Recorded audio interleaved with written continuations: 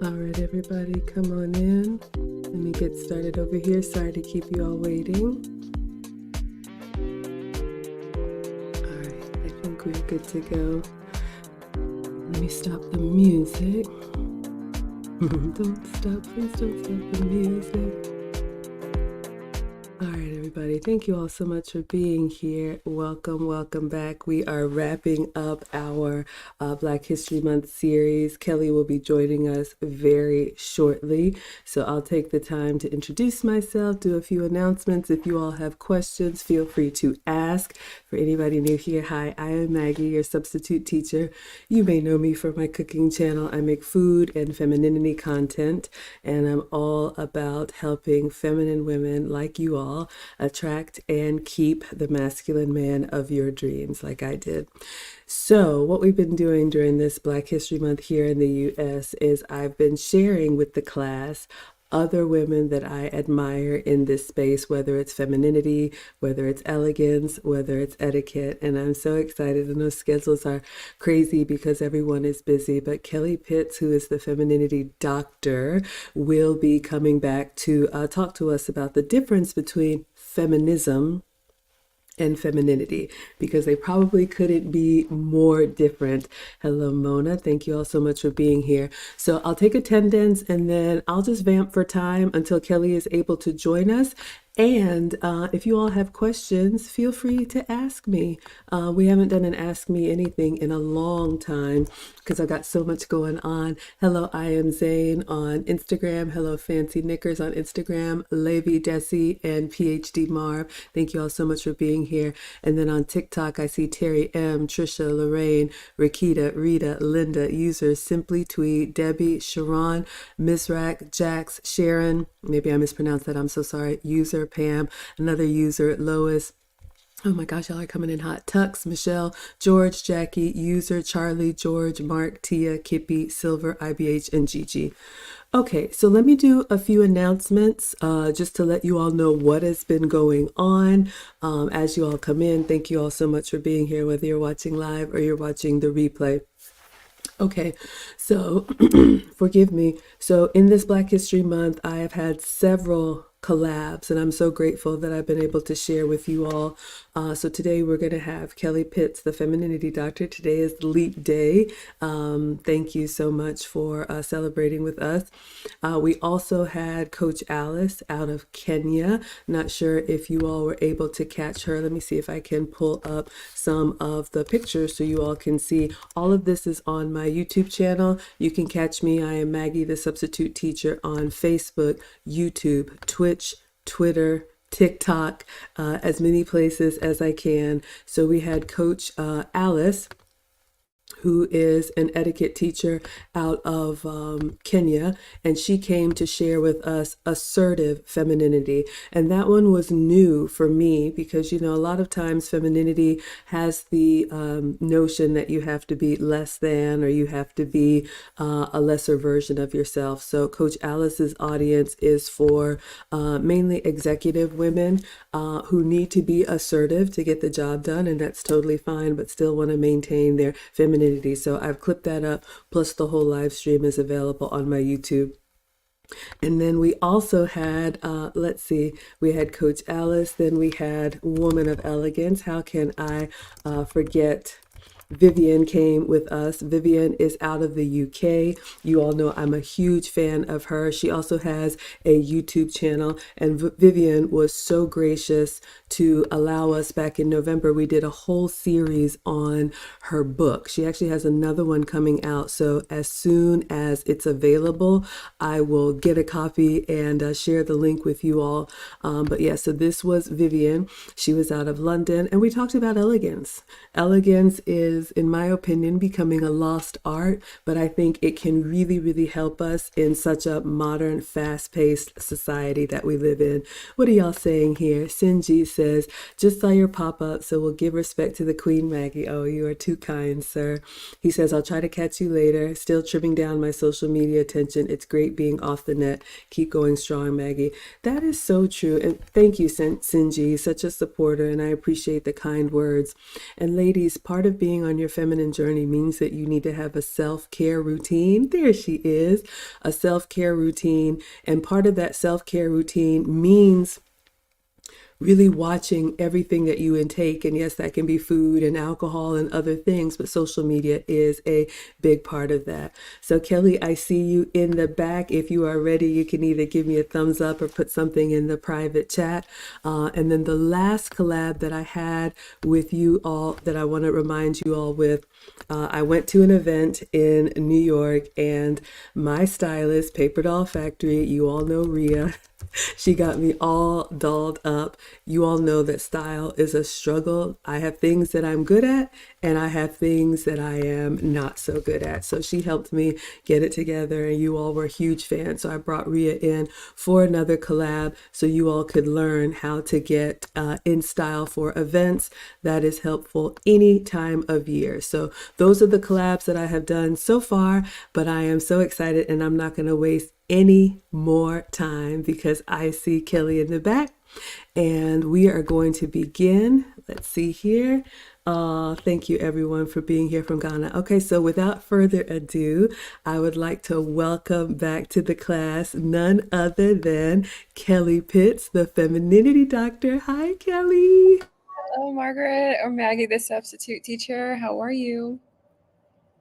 I am doing well. I am so happy to see you. Thank you so much for coming back. I know that schedules are tight, so I wanted to take this time to do another collab with you. We had so much fun the first time you were here, and one of the things that impressed me so much is how much of a scholar you are on this subject. So if you would please reintroduce yourself to anyone who might be seeing you for the first time, and then we'll get started with some questions that we have.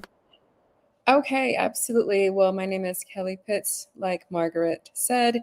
Many know me as the Femininity Doctor, and my purpose and goal in life is to help women reclaim their femininity so they can heal their hearts, get married, and start families.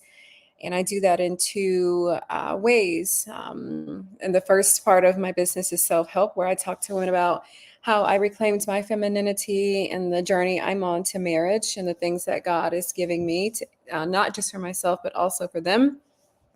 And then the second part of my business is actually exposing the women's movement, AKA feminism, because it is the antithesis of God's design for girls and women. And that is the research and academic portion of my business. Thank you so much, Keli. And those of you all on Instagram and on TikTok, if you want to see the full screen, you can come over to Facebook or YouTube, or I'll repost it. All right, Keli. So one of the things that I would like to start with, if we could, is a definition, because I have actually heard the terms get used in in opposite. So can you please define feminism and also define femininity? Sure. Well, I believe that whatever God created deserves to be honored first. So, how about I define femininity first, which simply is I heard a little echo, which simply is God's design for a woman. And we're talking about things that are inborn or given to us as females and then properly cultivated by our parents and our caretakers, right? I mean, I actually go into that in my course, but the femininity is everything God says we are in nature as women, the inbornness of us as females. And then feminism is pretty much everything that goes against that. And when I say the antithesis, that is what I mean, the opposite. And then, you know, we have these group of atheists who were actually once religious, that, you know, had their own struggles. And that's really the heart of the women's movement, redefining what God says femininity is and taking it and telling women that their value lies in for instance, things like competing for their own resources in the working world alongside men versus being excellent caretakers of their homes. Having that purpose, obviously, like you and I, but you know, it doesn't distract us from watching over our homes and our kids, and other things like that. So yeah, I could go all day. Thank you. I love it, and I'll mute when you're talking because my system has an echo. And if you have questions for me, by all means, so I'm just going to keep going until you tell me that you have a question. So I find it interesting what you said about the originators of the feminist movement had their own struggles, and I know sometimes life is easier, and then sometimes life is challenging. Is femininity hard, or what would you say to someone who struggles with it or thinks, that's just not me? That's a great question, Margaret. Is femininity hard? I think it's just as hard as masculinity or anything else that we are in this life to fulfill, because we are supposed to go through challenges and struggles because those things help us become better people. And then the second part of that question is, what would I say to someone who says it's not me? It's hard, so it's not me, or I just want to put it out there that it's not me. God made you feminine because you are a female, so it can't not be you. You can't undo what God has done. Do you need to understand it for what it truly is? Because perhaps there are some things that happened in your upbringing that took you off track and made you misunderstand femininity, more than likely. So good. And I love hearing the history of this. I know I agree with you that we are created this way. One of the things my man tells me is, Maggie, tell the ladies you are already feminine. You just have to stop fighting it. And sometimes women buy into what I think is the lie that we need to compete with men as men. And I love what you said, Kelly, about femininity is just as hard as being masculine, but the difference is, ladies, men are built for it. One of the things that Kelly explained the last time she was here is the difference between men and women, the male physique, the women, the characteristics, the things that we are naturally gifted to do. And so I guess my next question to you would be, if someone had veered away from their feminine, natural born instincts, are there any success stories, or I believe they could bring it back? How would you advise them to come back to who they were created to be? Absolutely. There are plenty of success stories, and I'm one of them. I'm the Femininity Doctor. And, I'm not here to put anybody down, in my family or anything like that. But the reality is, God gave me this purpose, and everything about my life uh, was totally intentional so that I could actually be that testimony and that voice to women to show them that there are success stories. On the outside looking in, you know, it probably doesn't appear as though I have challenges with being feminine, but my work is so important because femininity is so much more than what meets the eye, right? It's deeply spiritual. And if a child's spirit is broken at a young age, whether they be male or female, then I mean that there's the struggle. But yes, a person can get back on track. That's why my courses are the Feminine Core 2-part series. I love so much because it actually talks to you about how you likely got off track. Right, I use my sociology background to really help people understand that your environment, your upbringing, and all of those things are social things. If you're going to understand where you are today, you need to take a hard look at your development. And I'm good at that, actually, helping people understand, like, oh my gosh, I didn't even recognize that happened to me, or I didn't realize that was the wrong thing that I was taught. So, yes, they can get back on track. And obviously, Christianity and therapy have really saved me, helping me understand God's design for me as a woman. It's really done a great work in my life. I couldn't agree more. And I always put myself on the hot seat. I believe strongly that the older women should teach the young. I'm 48, and that's the big part of what I do in making this content. And I think it is our responsibility to say what we've done right and what we've done wrong. And I put myself on the hot seat and raise my hand and say, I'm a reformed modern woman. I had a very traditional upbringing, nuclear family, and so I had the example. But I can honestly say that college and corporate America kind of steered me into a direction where I started to put my accomplishments and those masculine traits ahead of who I naturally was. I still enjoyed all of the nurturing qualities, but I was louder and harsher and more competitive and demanding and harder than I wanted to be. And unfortunately, my marriage after 10 years ended in divorce. Since then, I'm now in a very traditional relationship, but I've learned and, share that because we can turn things around if we want to, with a lot of help and support. So my next question for you, Keli, any misconceptions, because I know you talk about the history of feminism, and I've heard people say, I am not the scholar that you are, but I've heard people say that it had more maybe noble intentions, and then in different waves it kind of became this thing now where anything masculine is toxic, anything masculine is you're a bad man. But what are the misconceptions, or what are things, if you could pick one thing that women really need to know about feminism, and then likewise any misconceptions about femininity, or something that you would want to correct that's a misconception? Oh, absolutely, Margaret. And now you're touching on my second book. Third, if you define ebooks, unpublished ebooks as books. But the reason I'm writing this book, one of the reasons, is to help women differentiate between what was once a noble movement that was about true personhood and equality.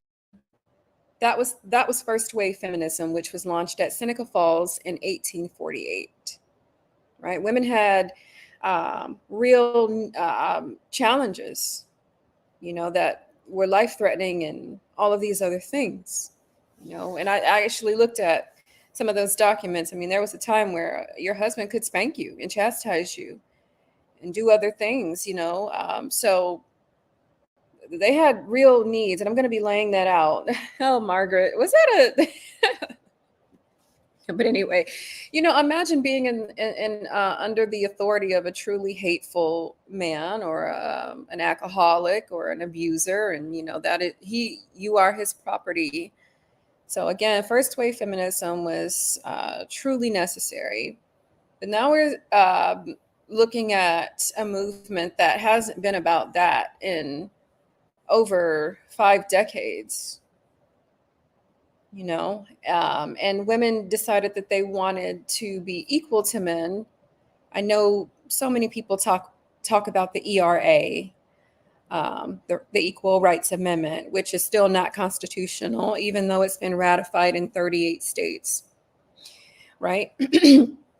Pushing for equality and a genderless society is is what second wave feminism is about, which is why so many people are concerned. It's trickled down to our kids, and that is a common misconception, that the feminist movement of today is still fighting for basic and equal rights, because it is not about that. Mm. Oh my goodness, yes, that's very insightful. And I'm looking down here at my notes. And if anybody doesn't know, Margaret is my name, Maggie is my childhood nickname. So you can call me either one. It's totally fine, totally fine. The government, Um, I apologize. no problem at all. Margaret is my name, absolutely. So another question that I have, so you talked about the way that feminism has changed, and it breaks my heart, especially as a mom. I'm a boy mom, two very manly boys, thank God for that. But I hear what you're saying about this genderless society, and I think that's so sad for a couple of reasons.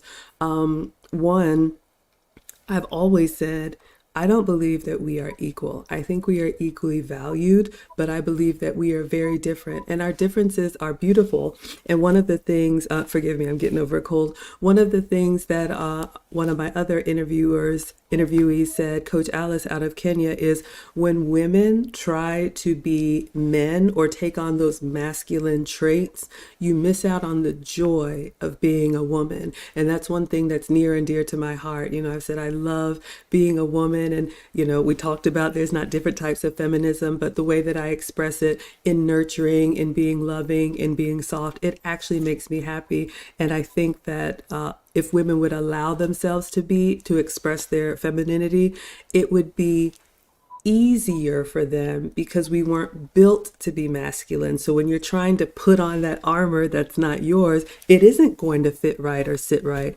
So are there any positives left in feminism now that we've moved past it and we have rights, or do we need to just scrap it all? Well, now you're trying to make the feminists all over the world pull out their rifles. But to be quite no no no no, but to be quite fair, and I'm really going through it.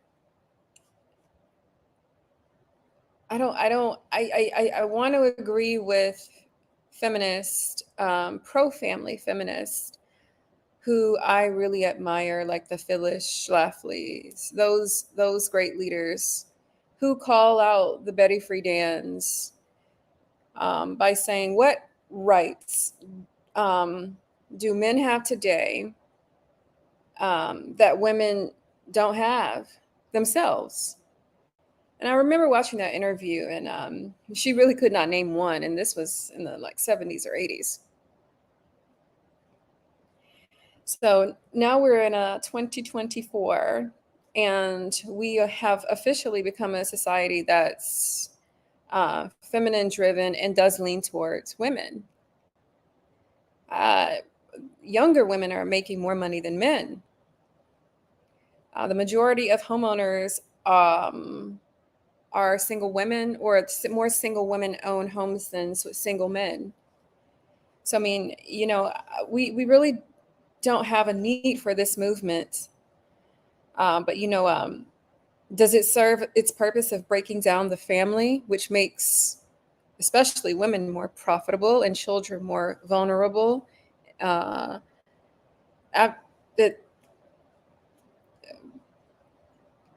I can't. I lost my train of thought there for a second, but we don't really have a need for this movement anymore. We just don't. It's doing more harm than good at this point.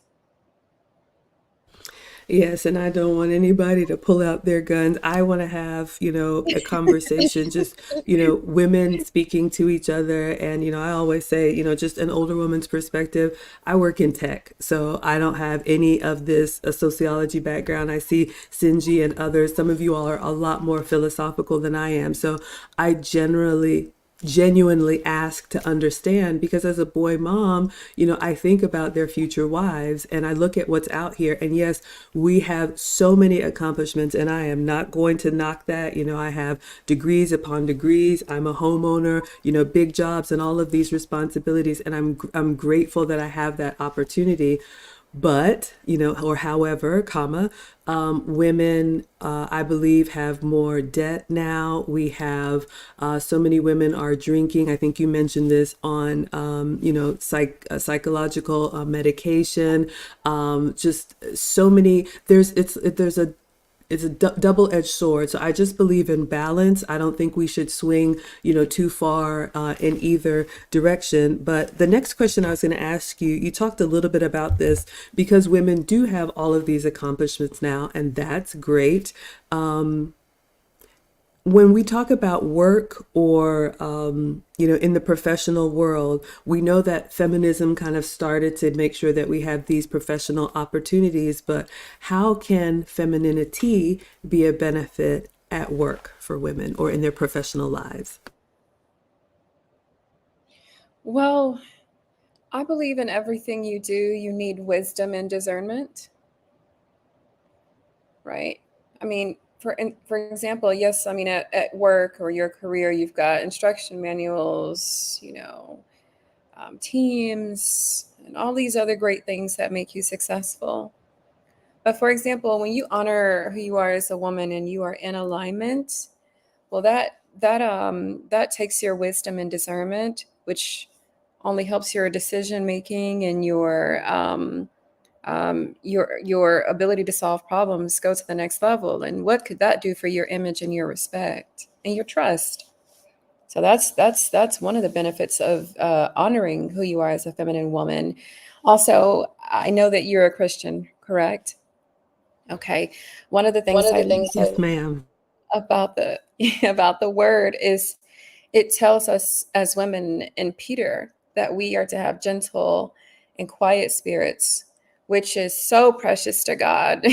And wow, that's something that I've really uh, come to a place of understanding about in the last month or so. I thought I understood it, but going to this church and seeking God in the quiet place about the true meaning of that really has given me more respect for what it means to have a gentle and quiet spirit. And for instance, if you're at work or you're, just in your career and your day-to-day things, you can be on the go and hustling and bustling and wanting to be heard and screaming and shouting and trying to be out front and controlling everything, but you're going to miss something, right? Versus that woman who is in that gentle and quiet spirit, who probably knows a lot more or knows more than most other people in that room. She's just observing and letting God actually give her downloads as things are taking place so she can be effective, right? So Absolutely. And I see Lou Casely in the chat. She and I worked together at the finishing school. And one of the things she said as an introvert, a lot of times women think that they need to, all eyes on me or get attention. But what she has found is that when you're quiet, people lean in and ask for your opinion. Or you have shared, Keli, in the past in your real estate business, people would offer you insights and different things that when especially men, but when they're around a woman who enjoys being a woman, because it's so rare, they have a desire to kind of protect that. And ladies, I will just offer, as someone who's almost 50, I know Auntie Jenny, who's also a content creator, has said, what is the point of being independent in your youth if you're going to be dependent when you're older? And when I look at, having big jobs and big careers and all of these accomplishments that I have, as we get older, I just don't see 50 and 60 and 70, even 40-year-old women that are still burning the independence. And if they are, they're saying it out front, but they've got a family. They went ahead and locked it down when they had the opportunity. So I would just offer that don't let this wave carry you off of the island and then you're out in the water and trying not to sink. Did you have any questions for me, Keli? I want to make sure I include you. oh no, I don't have any questions for you right now. I always tend to think of things after the fact, but I would like to add to what you just said, which is why be independent when you're younger, just to be dependent when you're older. I was recently in a situation where I had, well, actually, a couple of situations where I had the opportunity to observe single female homeowners in their late 50s and 70s. One of them divorced. She was super career driven. She divorced when she was younger. She never had any kids.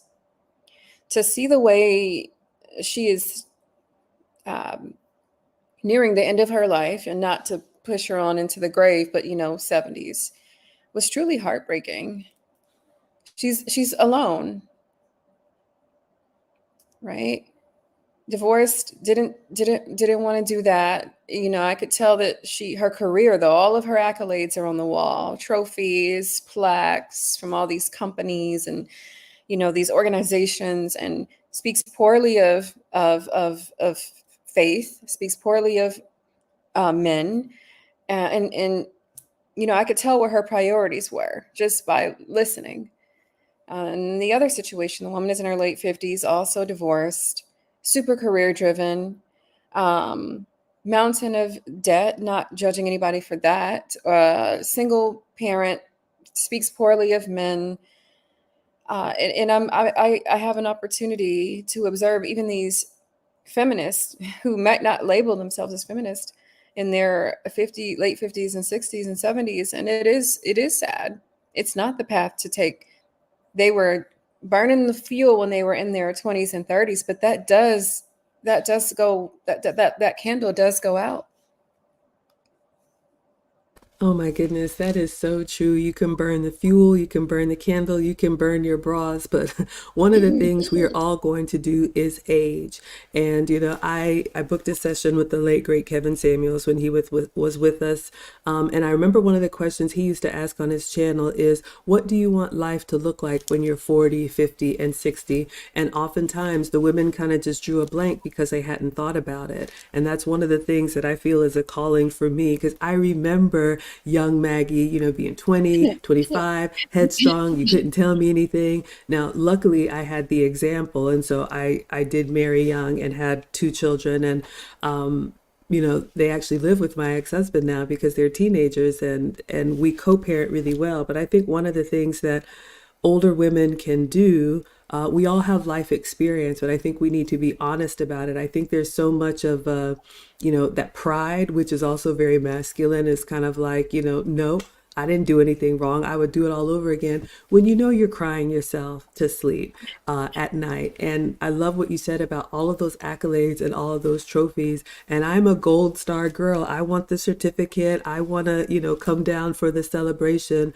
But in my years in corporate, I've been laid off about 5 times, and I always land back on my feet, but it wears on you. And as I get older, I want it less and less. And so I am so glad that I did prioritize relationship, because now I can look forward to my 50s and 60s and 70s.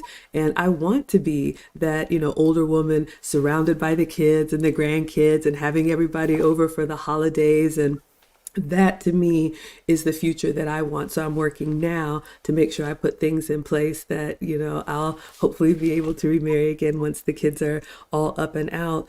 But I think a lot of women either miss that, and they don't think about it until they're in it and it's too late, or that pride is there and they cannot admit that they didn't make the right choices, and all of those trinkets and all of those certificates aren't really serving you with what matters. That's what I would say. So what would you what are you hoping, what would you like to see, or maybe with the book, what would you change if you could?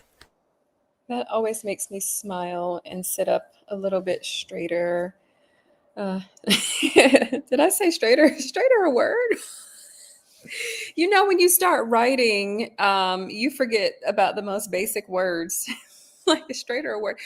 But what I'm hoping to see is women lean into this piece of academia, because I'm aiming for national bestseller status with this one, and get on track.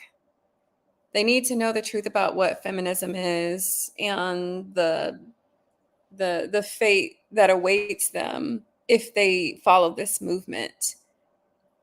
Unfortunately, some will not hear this, but the fact that I'm writing from a research-based standpoint is definitely going to open the eyes of so many women. So getting them back on track, and helping them understand getting married and starting a family is a part of who you are as a woman.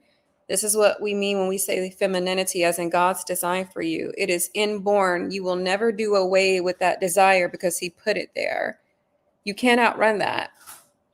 So that's what I'm hoping for, women to wake up and understand the truth and take it seriously. Absolutely. So I'm going to see what you all are saying in the chat. We got about 20 more minutes with Kelly. So if you have Okay, questions or please. comments, yes, I'm going to drop the link in case anybody wants to chat, but I'm also going to look at the comments here. Sinji is saying that pride is the biggest downfall of all kingdoms, households, relationships of all kind. Sometimes you've got to do that introspection to resolve the hidden insecurity that manifests itself into pride. I'd love to hear your thoughts on that, about fear or that insecurity being behind pride, because you see that in a lot of the behavior, a lot of that bravado, a lot of that boss babe, a lot of that you can't tell me anything. But inside there, I think inside of all of us, there's still a little girl. I still am in touch with the little Maggie that's still here. What would you say about pride and insecurities or fear, Kelly? I would say that it's dangerous, and you're only afraid and have this pride because somewhere along the way you missed some fundamentals that you need to be successful in relationships. And they really need to understand that you can become better at relationships, but you have to stop running away because you're afraid. And that's most women, Maggie. They weren't taught how to be good to themselves and good to others and what it means to be in relationships. So now they just run away from it altogether because, oh wow, I deep down inside, I know I don't have what it takes to cultivate emotional closeness, intimacy, learn long-term love, support, and dedication. I don't have those tools. So now I just use that pride and that fear to mask that. So That is such a good point. I love what Luke Hazley says here about feminism has become a supremacy over men movement rather than equality. And you bring up such a good point, Kelly. And this has actually surprised me. I do consults outside of social media and I talk to women in groups and one-on-one. And I am actually quite shocked, to your point, how many women lack those relationship skills. Maybe they've just focused on career or other things or just getting what they can out of, life, out of men, out of other people. But when it just comes to simple, like you said, loving and dedication and being consistent and showing support, they draw a blank because, to your point, either they weren't taught, they haven't practiced it, they didn't think it was required. And there's kind of this thing where, I'm going to outdo you, I'm going to outwork you, I'm going to out hurt you. What would you say to Lucy's comment about this competitiveness, or it's actually now women being better than men than being equal to men? oh, absolutely. She's right about that. The mother of the movement herself, Betty Friedan, wrote a book towards the end of her life, and I believe it's called The Second Stage. Would you allow me to look this up for us quickly? Yes, It's go I ahead. included in my research, but I haven't gotten there yet. Betty Friedan.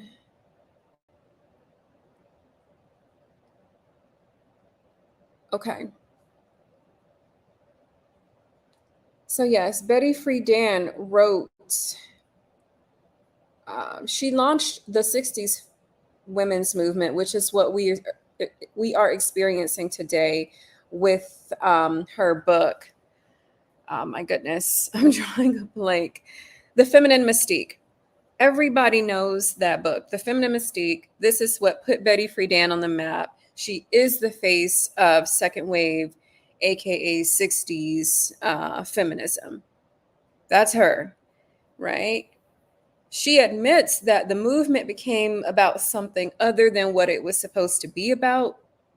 And she wrote a book called The Second Stage, where she advised the younger feminists that they need to be working with men to affect change.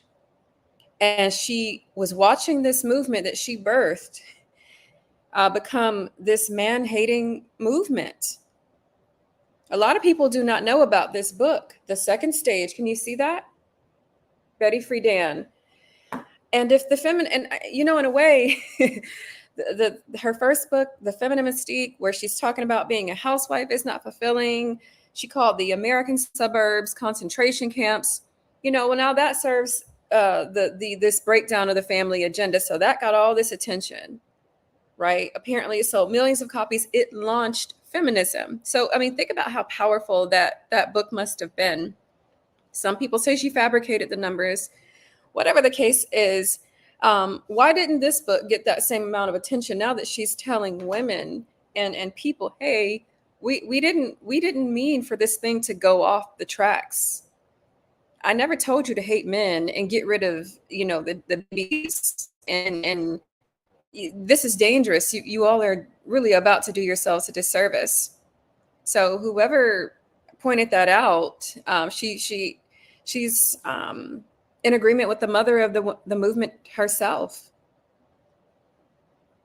That is fascinating. I did not know that, Keli. And where have we seen this before, where movements that start out with good intention get hijacked for whatever reason by other intentions, and then they're off the rails? And to your point, I had no idea. I know of Betty Friedan and her original ideas, but I had no idea that she actually came back after that and said, no, we need to work with men. But that message has gotten lost. That's actually very helpful and a blessing for me, because you feel like you're kind of on an island out here, like, wait, no, men are fully human and so admirable and can do so many things that we women can't do. Likewise, we can do things that they can't do.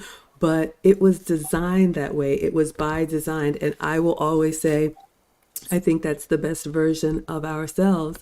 We have Boosie Brown on Facebook saying that the strong mentality is not serving us as well to have good health. I know you talked a little bit about this last time, but what are some of the either statistics or side effects or consequences that you've seen in your research when women really hold on to that feminist ideal, what it does maybe to their mind, to their body, to their relationships? What can you share?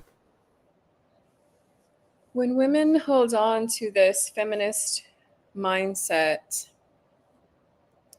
I believe it only puts stress on them. Telling yourself you can go at this life alone, which you are literally not designed to do, um, it breaks you down over time. Like we said earlier, in your 20s and 30s and maybe even 40s, you can possibly sustain the aloneness or being alone. But one day you have to slow down. And when you do, when God decides to really, hey, I'm done with contending with you, um, it's going to hit you hard. It hits women hard.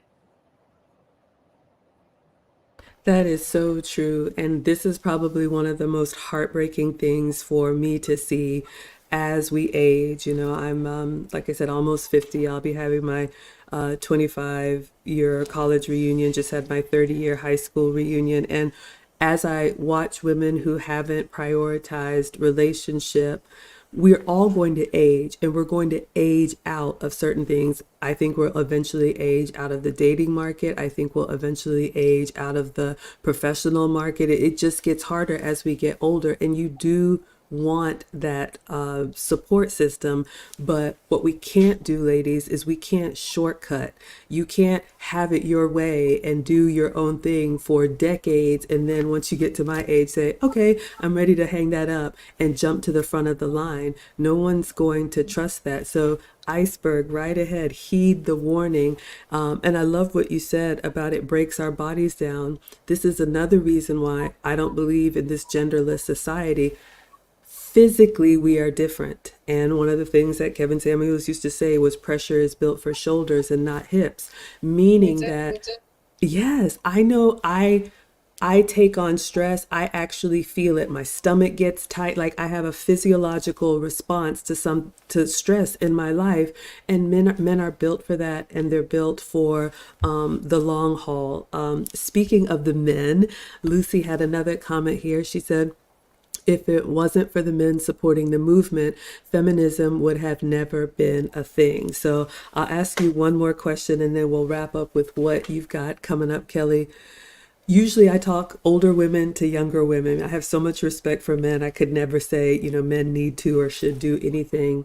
But if you could talk to the men or encourage what they can do to turn this around, is there anything that they can do to turn this around? Or is feminism just what we all are going to live with? That's a good question. There are things I know men can do to turn this around. One of those key things being seek women, seek to be in the company of, court, protect, and marry women who will give you that femininity, I'm so sorry, not feminism. And when the men start taking that seriously again, um, and these women with feministic ideologies start to realize that they're being pushed out of the dating market and the protective market, they will get on board. And men need to stick to that. I mean, really stick to it. It's not about, oh, well, she's got the perfect body and the perfect face, so I put up with that feministic mindset versus, well, maybe she's a 6 or a 7 if this is what the men are doing now, right? I'm not rating women, but she genuinely has those missing pieces. You work all day and every day, and you can't take care of your home, and you want children. Well, maybe this woman over here who's not as sexually forward on social media, um, she's probably got a better body than the woman letting it all hang out, or that's a thing. Or maybe she doesn't have long flowing hair to her ankles, but she takes great care of herself. She's still beautiful, and she desires to be a wife and be your helper, as she does the things God has put her here to do, because you don't just have nothing of your own when you're following God just because you decided to become a wife. No, it's not like that. I will still be the femininity doctor when I get married. It's just I'll have different duties. So men have to start taking that seriously. Stop entertaining. Stop being in the company of, protecting, courting, having sex with these women who just don't get it, because a lot of women do confuse attention with being eligible for marriage. So if you keep giving them attention, then that's empowering them to say, oh no, I miss so-and-so and I date so-and-so. Well, yeah, she has a point, but nobody's taking your hand in marriage because you don't qualify for being a wife. So stop confusing them, and then stop marrying women who are not wives. Men need to get back to the same ideas our grandfathers and grandfathers had, right? And God breaks down what a wife is in the Bible. And if she doesn't align with those things, then stop giving her a ring because you really want her accolades, or she's Miss So-and-so at the firm, or she looks the best. We're a power couple. That's not what God said. This woman who's got this suit on and you've got your suit on and you guys are pulling out of the garage and the Audi and then the Mercedes. That's not what God says a power couple is. Power couple, I don't even think is in the Bible. Oh my goodness. I love that and could not have said it better. That's one of the things my man says. CEOs don't marry CEOs. A lot of that, you all, is just made up. There are definitely two different roles in relationships for a reason. And I always say, my disclaimer, I understand there's different kinds of relationships and people can do what they want. We promote traditional gender roles and traditional relationship and marriage here. So thank you so much, Bella Rings. I appreciate that. Linda Barrett says, I pray it can be turned around. Men are such a blessing and needed. Absolutely. So my last point would just be that, if I could humbly offer anything to the men that support support this space, and we feel your presence and your protection. Sometimes you're in the chat, sometimes you watch from the cloud, but I would say, men, take your place unapologetically. Like I said, I'm a boy mom. They're 15 and 16, and we're already having that conversation. And men have to make themselves into the man who can command and require certain things. Don't back down. Don't apologize. Say what your expectations are and hold her accountable. I grew up, I mean, traditional African family, but I grew up, Irvin says, yes, ma'am. My mom used to tell me stories about, back in the village, if a woman, was married and, didn't do, couldn't handle the home and cook, the husband would send her back home to her family. And that was such a shame because, she wasn't raised to be able to handle the responsibilities. It is a real job. I do it with joy and with so much pride. And I'm so grateful that we have this space to talk about it. But yes, men, be men, require what you require, because at the end of the day, a woman is going to want your name, your protection, your provision, your covering. So I say, require what you require unapologetically. All right. So as we wrap up, Keli, please let everybody know where they can find you and what you have coming up, how we can support you. Absolutely, Maggie. Well, I am the Femininity Doctor on all of my social media sites, mostly, yep, Facebook, Instagram, Twitter. I'm the FemDoc brand, but if you just Google the Femininity Doctor, you can find my sites. My book is on Amazon, Doctor's Orders, a guide for helping modern women reclaim their femininity for good. I have courses, and one thing that's coming up is my Cool Christian Women Glamping Weekend Retreat, which, usually my retreats are, anywhere from 3,600 to 5,000. But this is a great weekend getaway for a one-time payment of 1,150, or a payment plan for 1,300. Deposit is only 120. And if you're really looking to get that understanding about what femininity is and how to reclaim your power and then go out and attract in a godly fashion, of course, the things your heart desires according to his will, of course, then it's the place to be. My book, my next book that I'm in research for, that's going to be a while. So the best thing right now is, the retreats, the events that I'm doing, and my book and courses. Someone Thank you just so said much. I'm sorry, say again.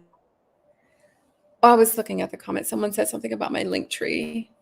Yeah, so we had, thank you, Mona. One of my moderators has dropped it in the chat. You all can find Keli's link tree. I've also linked her in the description, whether you're watching this live or in the replay. Please connect with Keli. I have bought her courses. I am a huge fan. This is her second time coming to the channel. So thank you. Keli, I have to thank you so much for coming. We are closing out our Blavk History Month with none other than the Femininity Doctor. So we will let you all have your day, and I will see you all back on the next stream. Until then, thank you so much for being here. Goodbye, everyone.